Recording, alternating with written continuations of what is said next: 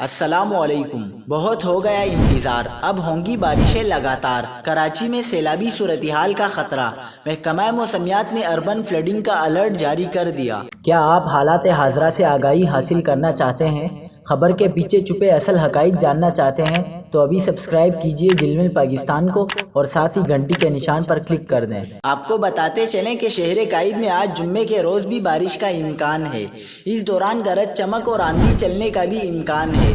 محکمہ موسمیات کا کہنا ہے کہ شہر قائد میں آج بارش کے اچھے امکانات ہیں، جس سے اربن فلڈنگ کا خطرہ رہے گا، جبکہ کل شہر میں جہاں تیز بارش ہوئی وہاں اربن فلڈنگ کی صورتحال ہے۔